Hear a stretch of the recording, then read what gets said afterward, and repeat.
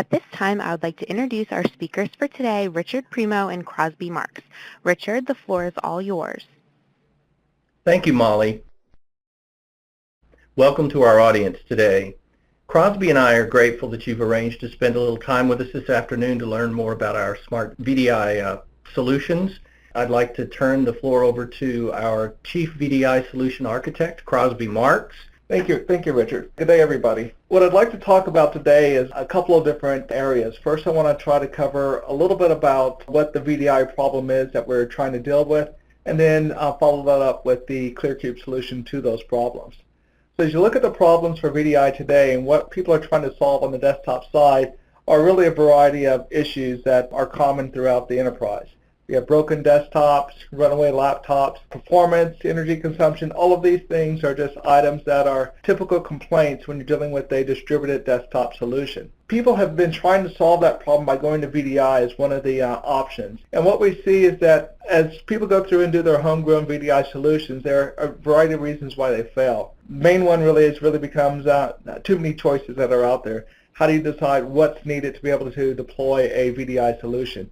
And with that and all those choices and bad or good choices, you see underperformance, storage that's getting out of hand, congestion around the network, high acquisition costs, and it all comes down to the ultimate reason, which is user rejection. Because of all of the problems that they have, if users do not accept the product, then it becomes a failed VDI solution. And then as you look at some of the reasons why they've gone down the path of VDI, these are a lot of the areas that people have decided VDI can solve for them.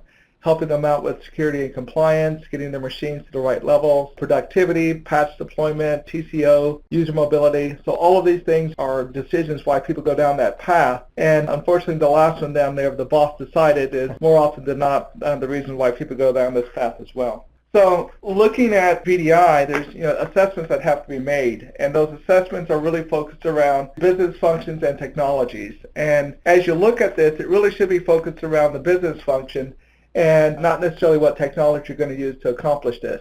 So looking at the business objectives, comparing that to the realities of what you have today, and then looking at the readiness of you and your organization to actually go to a VDI type of solution. So looking at those business functions and objectives, these are areas that people have looked at: reducing of the PC cost, seeing what they can do to increase that user productivity, either from switching out machines or getting them up and going on a quicker basis, looking at remote users, disaster recovery, compliance is really a big one out there, as well as security, and then the flexibility of that data center of that network. These are some of those goals and objectives that you need to keep in mind, and keep your objectives in mind as you go through and do your VDI, not only deployment, but planning as well.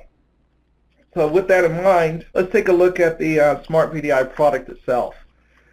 So SmartVDI, as we went through and did our considerations of the product, looking at this from a best-of-breed approach, made selection of all of the hardware, software, and components together, and went through and did the validation, testing, product selection, sizing, and validation for future-proofing and future planning of our solution. Looking at it, we made some determinations based upon really these 5 major components on the right-hand side. One use server, we chose that just because that was really the most dense platform that we figured that we'd be able to use and still be able to have it flexible enough to have all of the acceleration or options that you need as you go forward, either with current product or future products as they come online. So the 1U platform was a dense enough platform, not large enough to have too many users if a failure does occur out in the environment. Hardware acceleration, the current technologies that are out there today, the Teradici Apex card or the PCORP offload card, the NVIDIA grid cards, those are part of the product set as well. Storage acceleration was an important piece. So we have software storage acceleration from Atlantis Computing. The hypervisor, VMware is that 800-pound gorilla out there. They use a native PC over IP solution for their offload of the user experience. That works very well inside of the ClearCube story, since ClearCube has been doing 17 years of desktop centralization. And us and our partners have been very well versed in the PC over IP world, and this fits very well into the VMware world as well. So the benefits around ClearCube is that the SmartVDI product is a solution. It's a complete data center solution and all the way up to the desktop. Many of the platforms that you see out there today are really components and pieces of an overall solution, where SmartVDI is focused on delivering from the desktop all the way back over to the data center. ClearCube has done the work for the customers already. As you see, people who are starting up new VDI deployments, it takes them 6 to 9 months really to get the systems together and everything in place to just start the POC side of it. With ClearCube and SmartVDI, we've gone through and done all of that validation for them, and to be able to deliver really an open stack or an open VDI type solution such that everybody knows what's happening inside of it. There's no mystery as far as the customer is concerned. ClearCube has a focus on delivering end-user experience. I mean, that's what the company was started on back in the late 1990s, and end-user experience is what will either make or break a VDI deployment. SmartVDI is focused on open standards. We kind of mentioned this a little bit earlier. Open standards is very important because as you have people coming into or out of your organization, you want to make sure that you're able to easily migrate their knowledges back and forth, as well as new technologies come about. We want to make sure that we can add those technologies into the product as the future comes about. For example, with the VMware View 6.0, that came out to be able to support vSAN, and we have the vSAN product integrated into our solution today. SmartVDI really has been designed for partner enablement. So ClearCube is 100% partner-centric. It's in our DNA. We've been doing this, selling this way for quite some time now, and we want to make sure that we can focus on enabling partners as well. So looking at some of the details behind SmartVDI, what we've really done is focused around what can we do with the storage acceleration piece. Storage is a very important piece around VDI. The user experience is driven not only by the protocol that's being used to deliver the desktop to the user, but really once the OS is loaded and running, how does the OS access applications? How do users sort through their Outlook files? Things of that nature that are really I/O intensive. And storage is kind of that last bottleneck that has been plaguing the VDI world. We have Atlantis Computing, which is kind of the focus around the mainstream deployment of the SmartVDI product. And with that, we have 3 hosts inside of this environment. A standby host, which is sitting there as a backup in case a piece of hardware fails inside of the environment. And then on top of that, we have a replication host, which is there really to manage the physical rights to the disk drives themselves. And then a session host, which is where all of the compute resources are actually happening. So as VMs are created, they sit on top of the session host. And as you add additional virtual machines or additional compute power for additional virtual machines, you essentially add in another session host, second, third, fourth, fifth session host as your environment grows. So you start off with these 3 basic building blocks and then increase the size of it by adding in session hosts into the environment. So the SmartVDI box, again, we're separated up into 3 different areas: session host, the replication host, and the standby host. Session host is really focused around that compute side again. Up to 90 users can be on a session host. That's really 90 task users. And as you increase the compute need for those users, that count will go down and accordingly. This box can hold up to 512 gigs of RAM. 284 is probably the basic for those 90 users. And inside of this, it's a single 512 gigabyte SSD drive and a 1 terabyte hard drive. And that's to be able to support the vSAN capabilities to give you the shared storage across the entire network. Inside of this, you have the option of having in the NVIDIA K1 or K2 cards for those users who need 3D acceleration and GPU support, as well as the PC over IP card from Teradici. And that gives you really your basics for a complete VDI solution for those users, for the knowledge, task, and power users. And looking at the stack, this is just a quick look at the stack. Inside of this, what you'll see is the Windows 7 virtual machines sitting on top of the Atlantis storage. That Atlantis storage is a memory-based storage, so it gives you an incredible amount of IOPS on a per-server basis. So in this case, we're looking at about 15 to 20,000 IOPS per server to be able to deliver up to the desktops on that particular machine. That sits on top of the vSAN layer to give you that shared storage for any types of failures and getting rid of the need of an external storage piece inside of the environment as well. All of that sitting on top of VMware's hypervisor, so the ESX55 hypervisor, and then the different hardware options that you have underneath that as well. So this is kind of the software stack, and you'll see this kind of repeated in the next couple of slides as well. So the SVDI replication host, as I mentioned before, this is really focused around how do I make sure any writes that are happening up in the memory-based Atlantis software, how do all of those writes get backed up to the hard drive itself. So this is kind of a consolidator of all of the writes from the different session hosts that are out in the environment. Those writes come down to this server then coalesces those writes and writes them down to the actual physical hard drive themselves.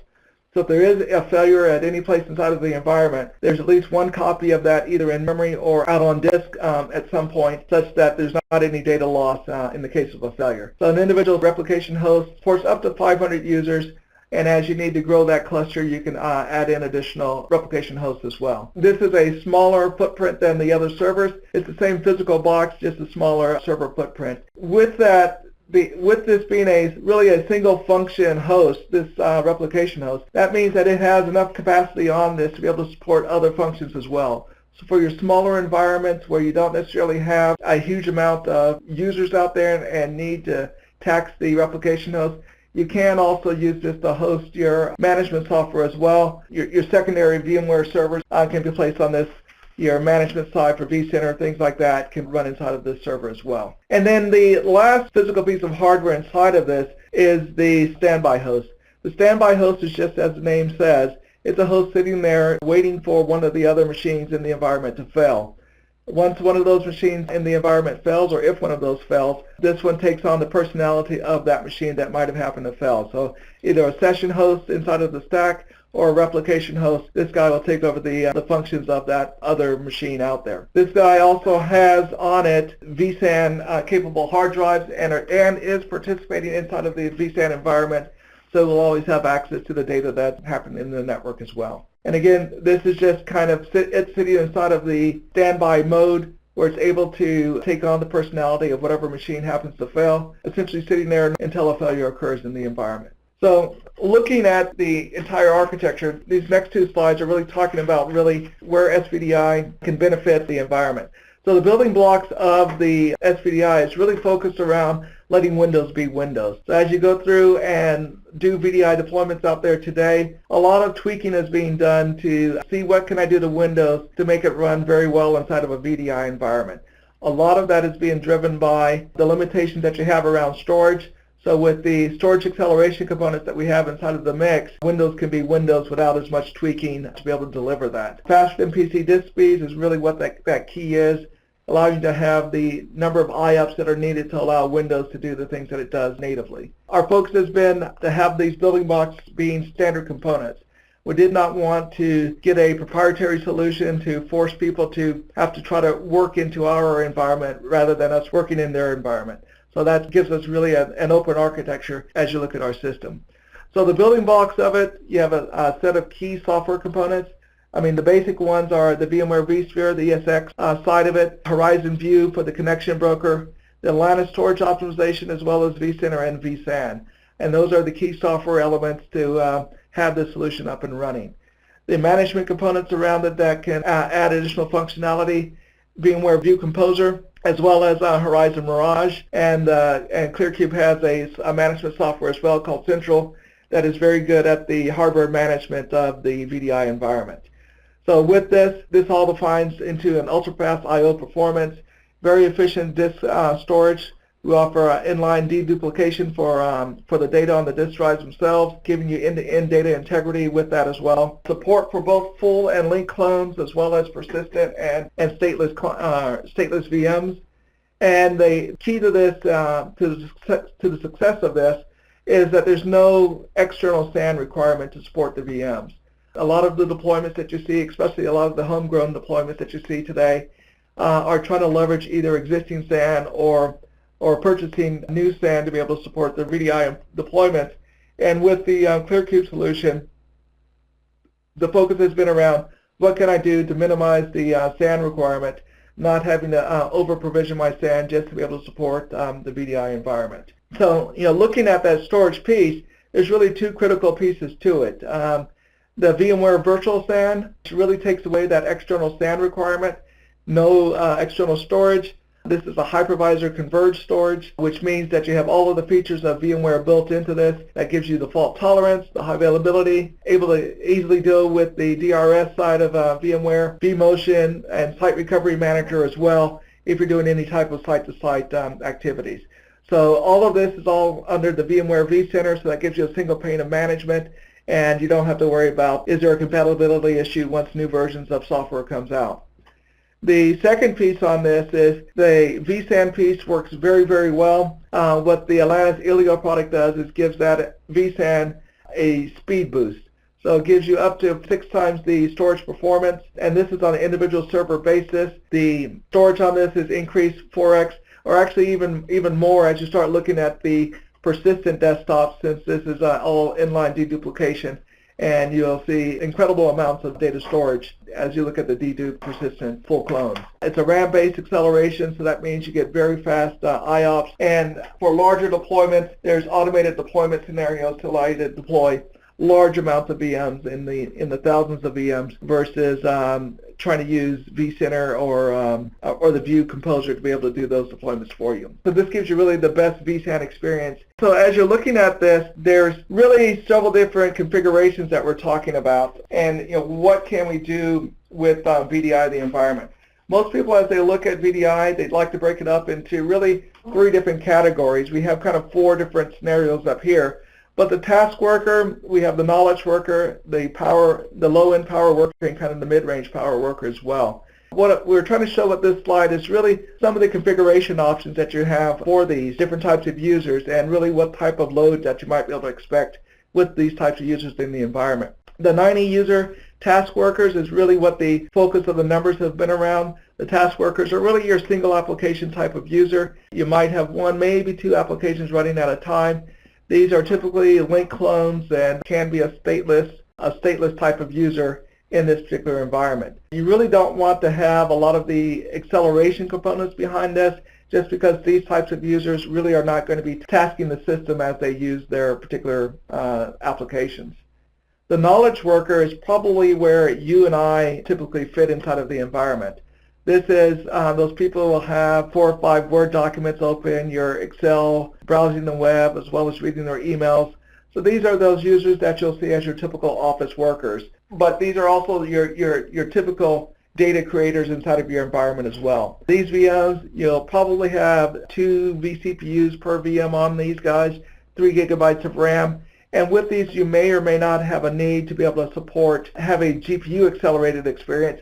But you probably really do want to have a PC over IP accelerated experience for these. So with these knowledge workers, them being your creative users inside of the environment, you want to give these guys the best user experience, since they're the ones who are using the PC more as a PC in the environment.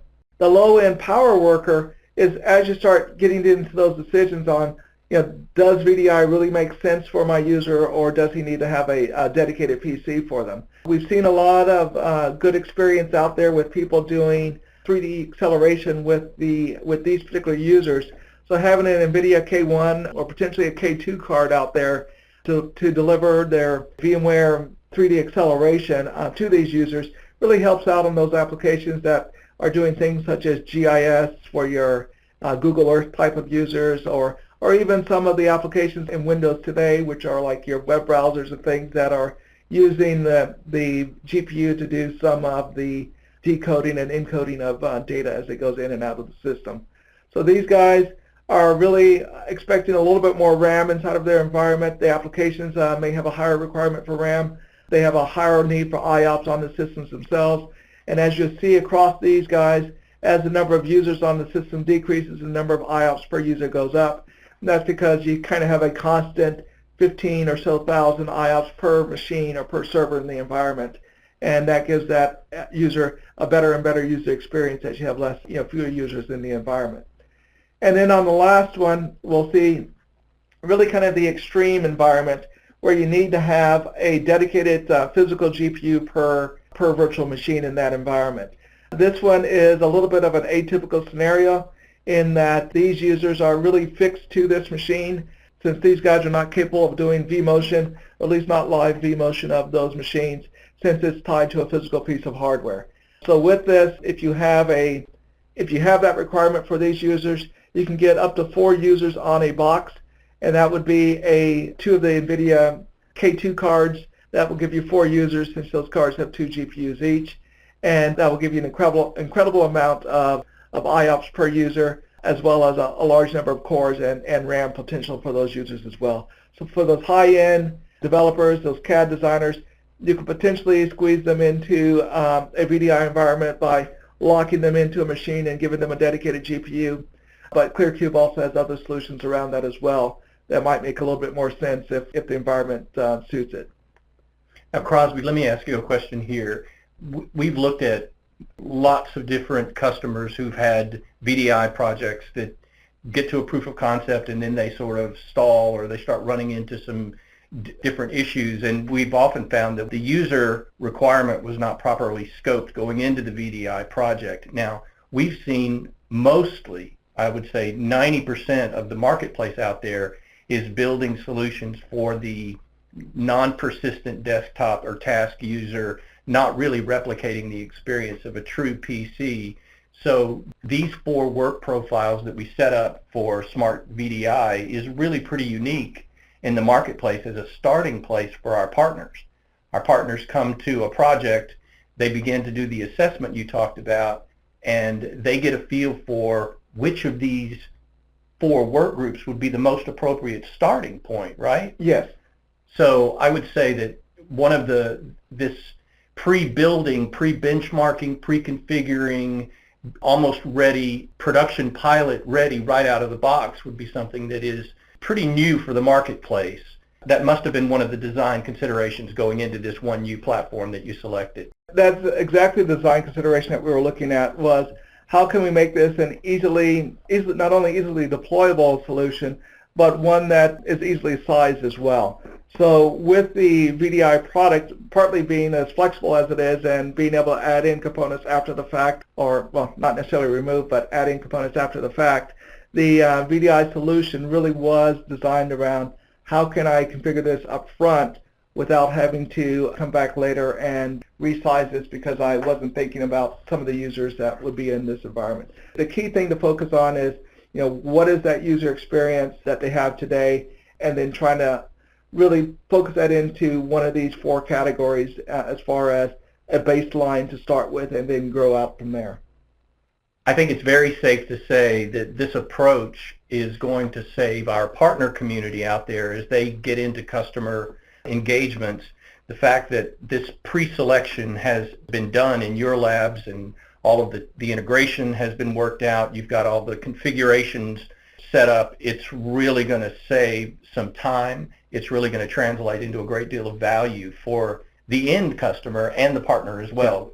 We'll start seeing some of those per desktop costs come into the range that we should be seeing them. And this is part of that 6 to 9 month process that I was talking about earlier, in that as you go through and look at your user base, as you look at your applications that they're running, as you look at the storage that you have and trying to build your own solution, that is a time-consuming process to go through and pick and choose and decide what's the right and best product, and hoping that you've selected it correctly at the beginning so that you don't have to go back and re-architect at a later date. Right. So that's what that 6 to 9 months saves, and that's kind of broken down into these four different user profiles. That's very exciting. The thing that I really wanted to stress out on this is really, what are some of the smart benefits? What are some of the benefits of the SmartVDI product? SmartVDI is kind of like that old saying that you see up in the upper left-hand corner here. People don't want quarter-inch drills, they want to make a quarter-inch hole. And that's what ClearCube, the SmartVDI product, is doing, is it's giving you a solution, not just a tool to be able to make your solution. So ClearCube has done the work, saves you 6 to 9 months of trial and error. We deliver a user experience is one of the big focuses of ClearCube since the beginning. That end-user experience is really what you need to focus on as far as getting acceptance from the end-user environment such that you don't have a revolt on your hands as you go through and do a deployment. We're focused on open standards, so as you saw, we're using super micro servers. ClearCube is using PC over IP as the protocol. Our thin clients are out there to be able to support the variety of needs that you need on the thin client side. VMware is the hypervisor and the main focus around management of the entire environment. And then we have a storage acceleration product that sits on top of VMware that's easily integrated into the environment as well. So, and looking at all of this, this has all been designed so that we can work either with the end user's partner or with our own partners to be able to deploy this product out there and get you the best experience needed for your environment. We've spent most of this time talking about the SmartVDI product, and I noticed on one of the earlier slides in your deck, it made the point that often VDI may not be the right tool for the problem that's trying to be addressed, but because of all of the buzz in the industry, and because romantically it does make a lot of sense, doesn't turn out to be the exact right tool.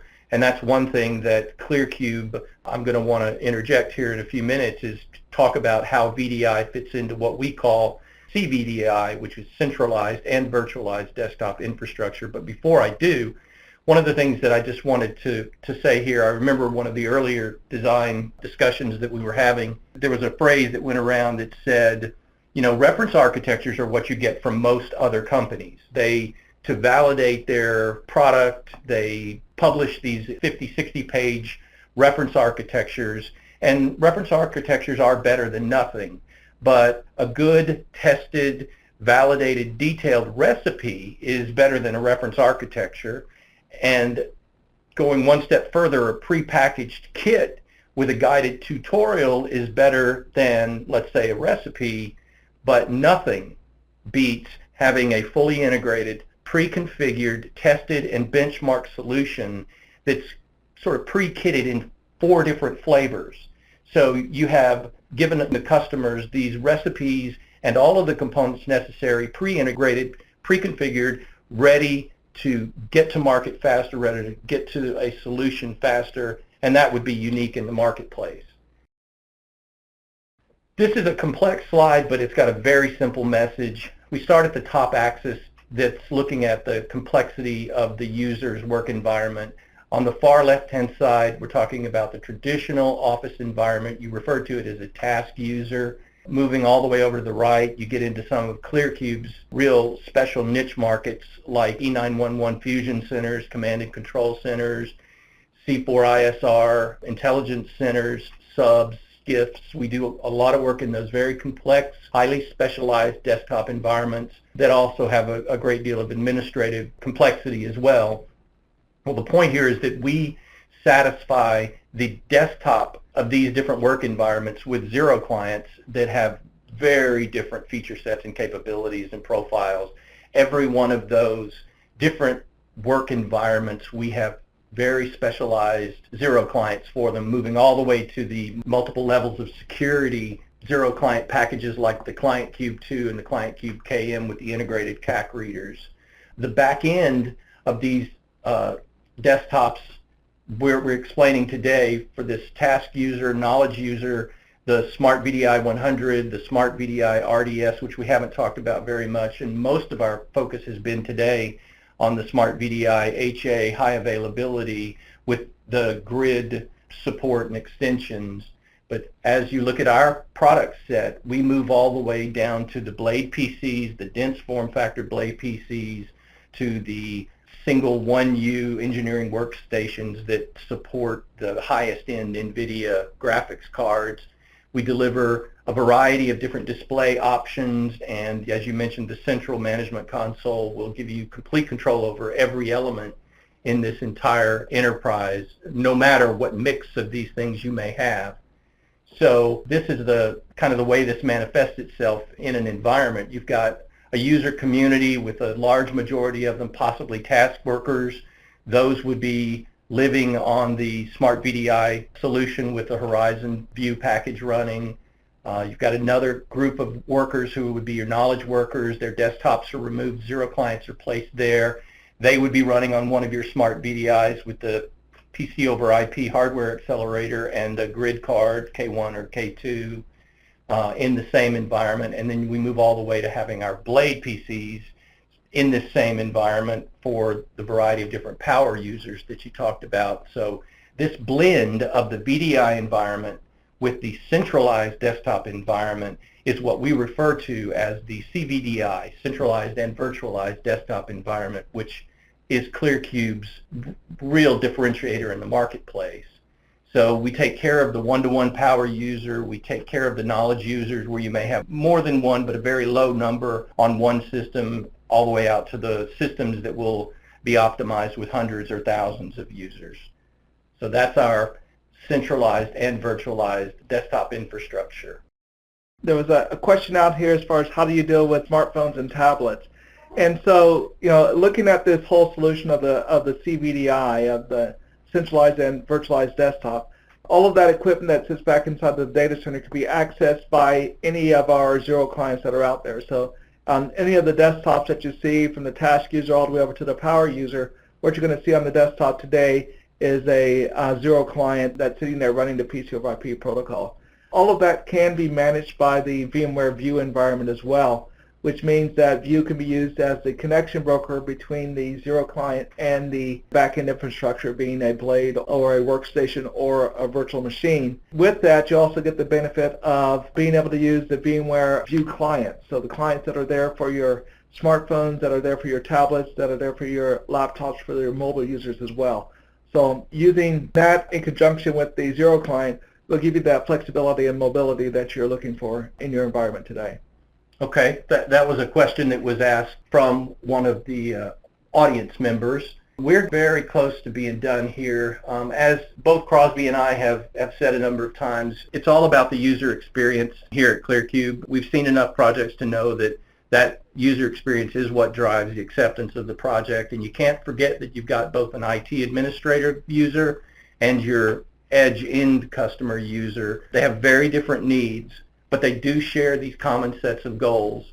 So we stay focused on providing the highest computing experience, distributed power and flexibility of that desktop PC with the highest security that's practically supported, with the highest availability that's possible, and with the manageability of a central system. So SmartVDI to us, we believe, takes care of every one of those common goals for both of the constituencies, and VDI has its place in that environment. We just want to be sure that we find the right place for it, use that tool for what it's designed to be used for, use the Blade PCs or the other desktops and tablets, use those things for what they're designed to be used for. That wraps up our prepared part of this talk this afternoon. Feel free to reach out to Crosby or I if you have any questions that we've not covered. We went very fast. There was a lot of information to cover. We're excited about this new release of our SmartVDI product. We're thrilled about the benefits that the Atlantis Ilio product brings to the mix of ClearCube and VMware. We've got a couple of other questions, so I guess we should address those, and then we'll let everybody get back to their afternoon.